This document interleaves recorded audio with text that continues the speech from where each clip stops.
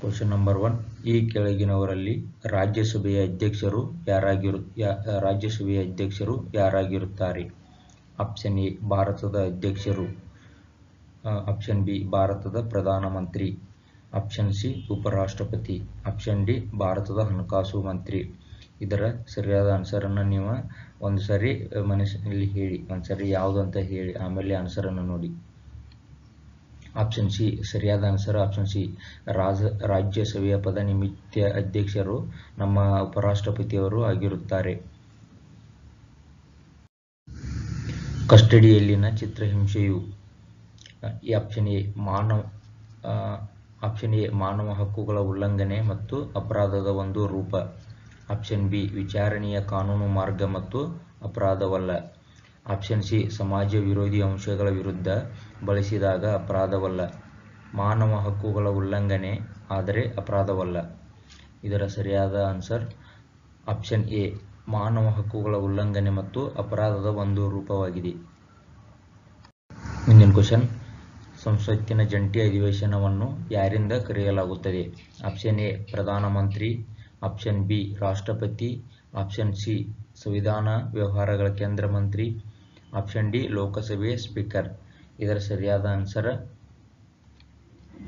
Option B ರಾಷ್ಟ್ರಪತಿ. ಸಂಸತ್ತಿನ ಜಂಟಿ ಅಧಿವೇಶನವನ್ನು ಒಂದು ಸಾಮಾನ್ಯ ಮಸೂದೆಯ ಬಗ್ಗೆ ಭಿನ್ನಾಭಿಪ್ರಾಯ ಉಂಟಾದಾಗ ನಮ್ಮ ರಾಷ್ಟ್ರಪತಿಯವರು 108ನೇ ಸಂವಿಧಾನದ ಪ್ರಕಾರ ಒಂದು ಜಂಟಿ ಅಧಿವೇಶನ ಕರೀತಾರೆ. ಈ ಜಂಟಿ ಅಧಿವೇಶನದ ಸ್ಪೀಕರ್ ಅಧ್ಯಕ್ಷರು ಯಾರಾಗಿರ್ತಾರೆ ಅಂತಂದ್ರೆ ನಮ್ಮ ಲೋಕಸಭೆಯ ಸ್ಪೀಕರ್ ಅವರು ಈ ಸಂಸತ್ತಿನ ಜಂಟಿ ಅಧಿವೇಶನದ ಅಧ್ಯಕ್ಷರಾಗಿರುತ್ತಾರೆ. ಮುಂದಿನ ಕ್ವೆಶ್ಚನ್, ಕೆಳಗಿನ ಯಾವುದು ಸಂವಿಧಾನದಲ್ಲಿ ಉಲ್ಲೇಖಿಸಿದ ಮೂಲಭೂತ ಕರ್ತವ್ಯಗಳಲ್ಲಿ ಒಂದಲ್ಲ? ಆಪ್ಷನ್ ಎ ಸಾರ್ವಜನಿಕ ಆಸ್ತಿಯನ್ನು ರಕ್ಷಿಸುವುದು ಮತ್ತು ಹಿಂಸೆಯನ್ನು ತಪ್ಪಿಸುವುದು, ಚುನಾವಣೆಯಲ್ಲಿ ಮತ ಚಲಾಯಿಸುವುದು, ಆಪ್ಷನ್ ಸಿ ನಮ್ಮ ಸಂಯೋಜಿತ ಸಂಸ್ಕೃತಿಯ ಸಂಪನ್ನ ಪರಂಪರೆಯನ್ನು ಮೌಲ್ಯೀಕರಿಸುವುದು ಮತ್ತು ಗೌರವಿಸುವುದು ಮತ್ತು ಸಂರಕ್ಷಿಸುವುದು, ಆಪ್ಷನ್ ಡಿ ವೈಜ್ಞಾನಿಕ ಮನೋಭಾವನೆಯನ್ನು ಬೆಳೆಸುವುದು. ಅಂದ್ರೆ ಇಲ್ಲಿ ಏನು ಕೊಟ್ಟಾರ ನೋಡ್ರಿ, ಕರ್ತವ್ಯಗಳಲ್ಲಿ ಒಂದಲ್ಲ ಅಂತ ಕೊಟ್ಟಾರ, ಅದನ್ನು ನಾವು ಗಮನಿಸಬೇಕಾಗುತ್ತದೆ. ಇದರ ಸರಿಯಾದ ಆನ್ಸರ್ ಆಪ್ಷನ್ ಬಿ ಚುನಾವಣೆಯಲ್ಲಿ ಮತ ಚಲಾಯಿಸುವುದು. ಇದು ನಿಮ್ಮ ವೈಯಕ್ತಿಕ ಹಕ್ಕಾಗಿದೆ. ಆದ್ದರಿಂದ ಇದು ಈ ಕೆಳಗಿನಗಳಲ್ಲಿ ಮೂಲಭೂತ ಕರ್ತವ್ಯಗಳಲ್ಲಿ ಒಂದಲ್ಲ. ಈ 3 ಎ ಮತ್ತು ಸಿ ಡಿ ಇವು ಮೂಲಭೂತ ಕರ್ತವ್ಯಗಳಲ್ಲಿ ಉಲ್ಲೇಖಿಸಲಾಗಿದೆ. ಮೂಲಭೂತ ಕರ್ತವ್ಯಗಳನ್ನು 1976ರಲ್ಲಿ 10 ಮೂಲಭೂತ ಕರ್ತವ್ಯಗಳನ್ನು ಸೇರಿಸಲಾಗಿದೆ. ಆನಂತರ ಮತ್ತೊಂದು ತಿದ್ದುಪಡಿಯಲ್ಲಿ ಮತ್ತೊಂದು ಕರ್ತವ್ಯವನ್ನು ಸೇರಿಸಲಾಗಿದೆ. ಒಟ್ಟು 11 ಮೂಲಭೂತ ಕರ್ತವ್ಯಗಳನ್ನು ನಾವು ಇವತ್ತು ನೋಡಬಹುದು.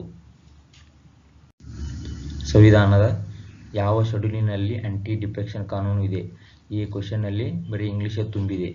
ಆದ್ದರಿಂದ ನಾವು ಸ್ವಲ್ಪ ಇಂಗ್ಲೀಷನ್ನು ಒಂದೊಂದು ಕಠಿಣ ಶಬ್ದಗಳನ್ನ ಇಂಗ್ಲೀಷ್ ಅರ್ಥವೂ ಕೂಡ ನಮಗೆ ತಿಳಿದಿರಬೇಕಾಗುತ್ತದೆ. ಯಾವ ಶೆಡ್ಯೂಲಿನಲ್ಲಿ ಆಂಟಿ ಡಿಫೆಕ್ಷನ್ ಕಾನೂನು ಇದೆ ಅಂದರೆ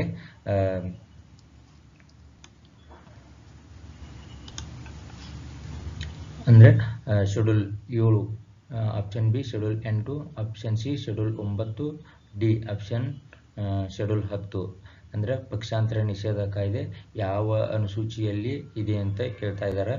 ಇದು ಸರಿಯಾದ ಆನ್ಸರ್ ಆಪ್ಷನ್ ಡಿ ಅನುಸೂಚಿ 10ರಲ್ಲಿ ಈ ಆಂಟಿ ಡಿಫೆಕ್ಷನ್ ಲಾ ಅಂದರೆ ಪಕ್ಷಾಂತರ ನಿಷೇಧ ಕಾಯ್ದೆ 10ನೇ ಅನುಸೂಚಿಯಲ್ಲಿ ಹಾಕಿದ್ದಾರೆ. ಸಂವಿಧಾನದ 52ನೇ ತಿದ್ದುಪಡಿಯ ಪ್ರಕಾರ 1985ರಲ್ಲಿ ಅನುಸೂಚಿ 10ರಲ್ಲಿ ಸೇರಿಸಲಾಗಿದೆ. ಭಾರತದ ಸಂವಿಧಾನದ ಯಾವ ಆರ್ಟಿಕಲ್ನಲ್ಲಿ ಸಿಟಿಜನ್ಶಿಪ್ ಬಗ್ಗೆ ಇದೆ? Option A article 5, option B article 15, option C article 25, option D article 35. ಸರಿಯಾದ ಆನ್ಸರ್ ಆಪ್ಷನ್ ಎ ಭಾಗ 2ರಲ್ಲಿ 5ರಿಂದ 11ರ ವಿಧಿಗಳವರೆಗೆ ಆ ಆರ್ಟಿಕಲ್ನಲ್ಲಿ 5ರಿಂದ 11 ವಿಧಿಗಳಲ್ಲಿ ಸಿಟಿಜನ್ಶಿಪ್ ಬಗ್ಗೆ ಸಂಪೂರ್ಣ ಮಾಹಿತಿಯನ್ನು ಒಳಗೊಂಡಿರುವ ಅಂಶವನ್ನು ನಾವು ನೋಡಬಹುದು.